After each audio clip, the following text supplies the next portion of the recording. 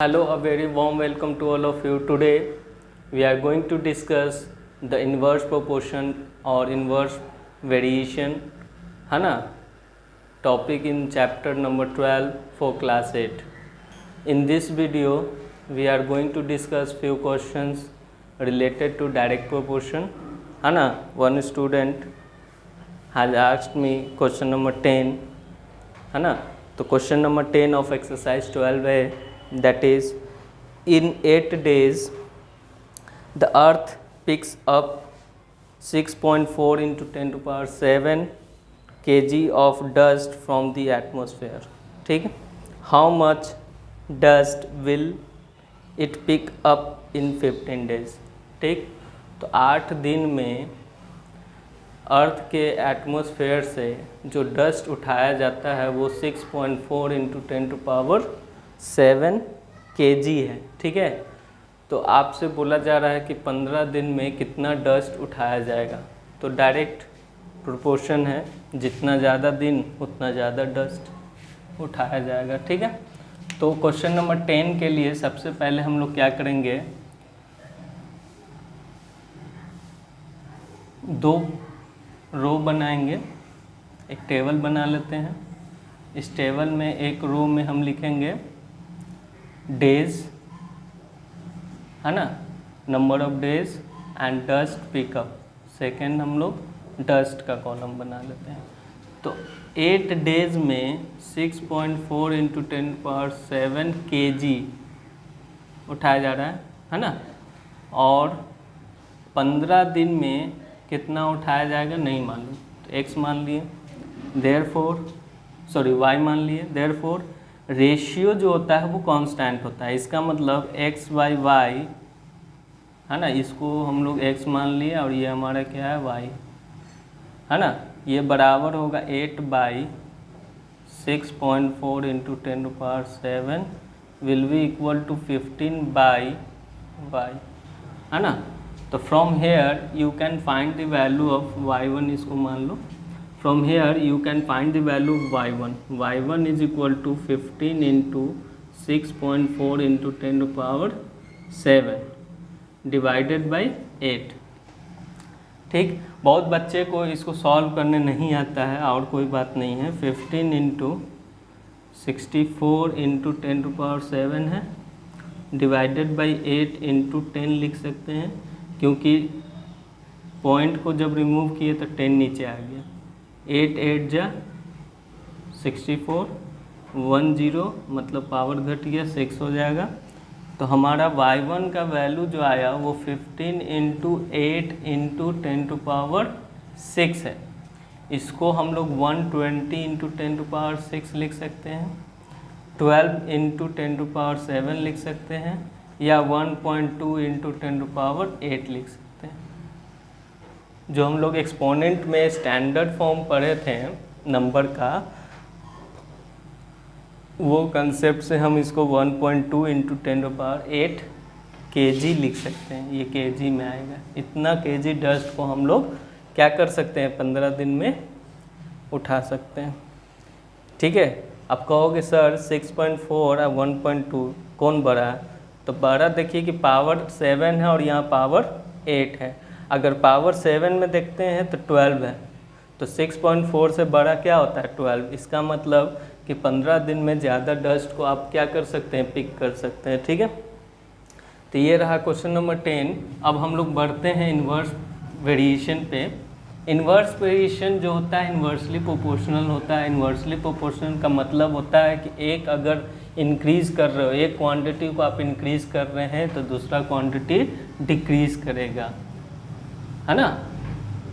अगर एक क्वांटिटी को आप इंक्रीज़ कर रहे हैं तो दूसरा क्वांटिटी आपका क्या होगा, डिक्रीज़ होगा. अगर पहला क्वांटिटी को आप डिक्रीज़ कर रहे हैं तो दूसरा क्वांटिटी ऑटोमेटिक इंक्रीज़ करेगा.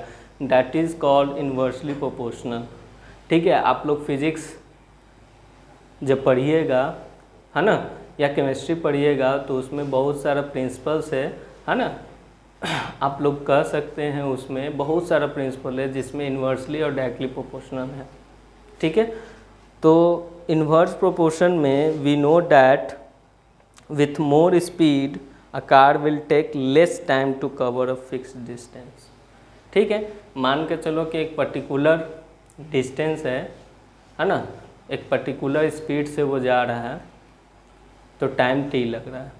अगर स्पीड को हम बढ़ा देते हैं सेम डिस्टेंस को कवर करने के लिए तो टाइम टेकन हमारा क्या हो जाएगा, कम हो जाएगा, क्योंकि हमने क्या किया है, एक क्वांटिटी को इंक्रीज़ किया है तो दूसरा क्वांटिटी क्या हो रहा है, टाइम डिक्रीज़ कर रहा है। स्पीड एक अदर क्वांटिटी है, स्पीड को हम क्या कर रहे हैं, बढ़ा रहे हैं, स्पीड को क्या कर रहे हैं, इंक्रीज़ कर रहे हैं, तो टाइम जो कंज्यूम हो रहा है हमारा वो क्या हो रहा है, कम हो रहा है। ठीक है, उसी तरह similarly more worker will finish a work in less time.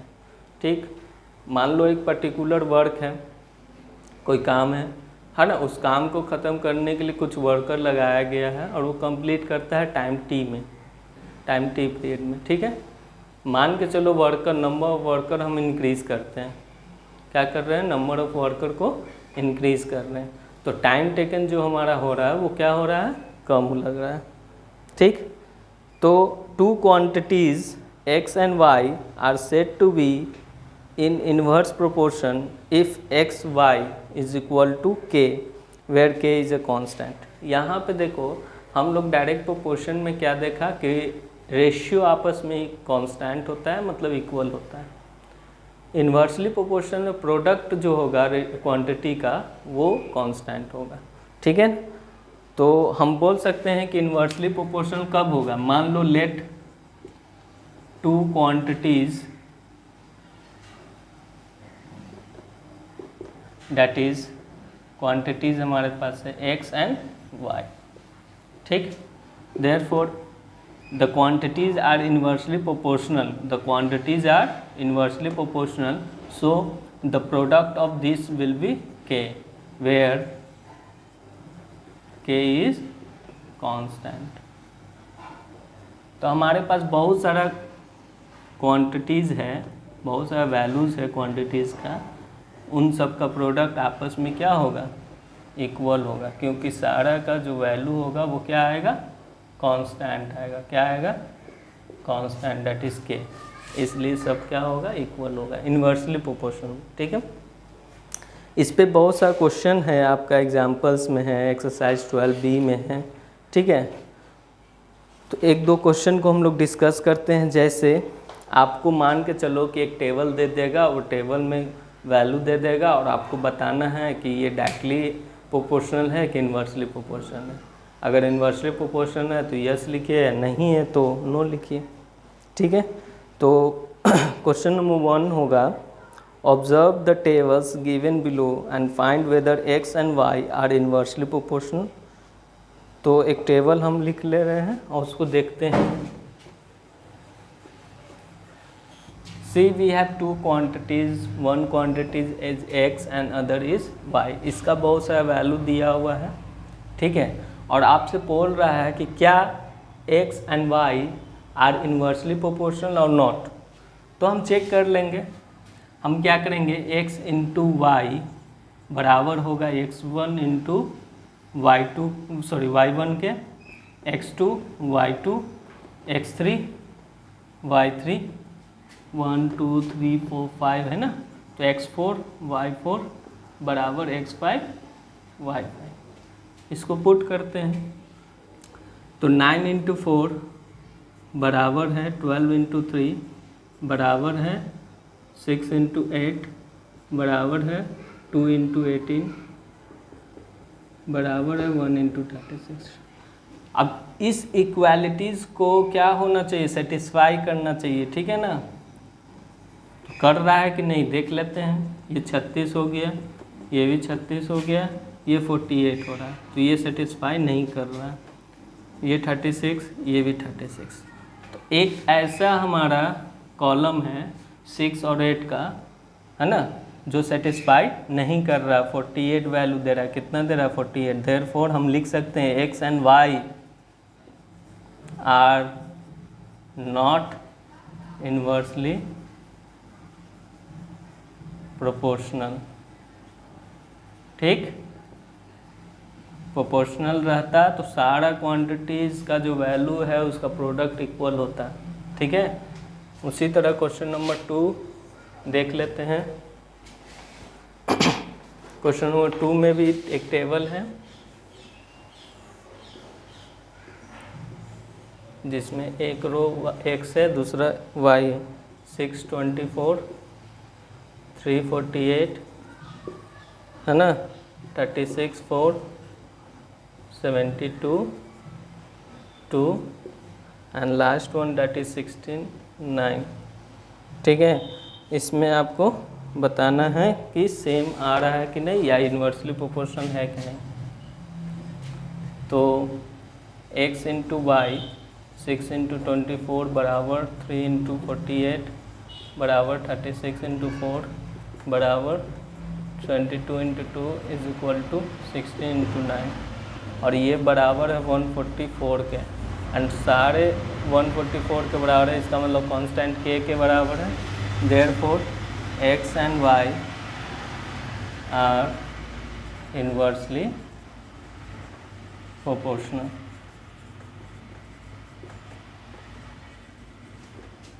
तो इस तरह हम चेक कर सकते हैं कि इन्वर्सली प्रोपोर्शनल है कि नहीं है। ठीक है ना, आप देख सकते हैं बोर्ड पे भी, अगर सारा क्वांटिटी का प्रोडक्ट, सारा दो ही क्वांटिटी हमारे पास है x एंड y, x का बहुत सारा वैल्यूज़ दे रखा है, y का भी बहुत सारा वैल्यूज़ दे रखा है, दोनों का प्रोडक्ट बराबर है 144 के, तो इन्वर्सली प्रोपोर्शनल है।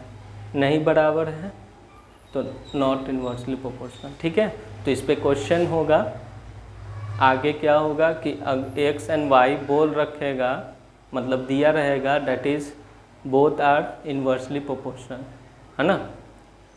x and y both are inversely proportional.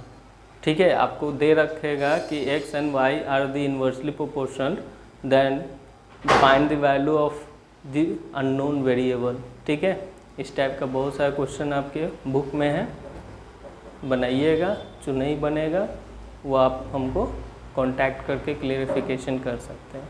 Okay class, thank you class, have a nice day.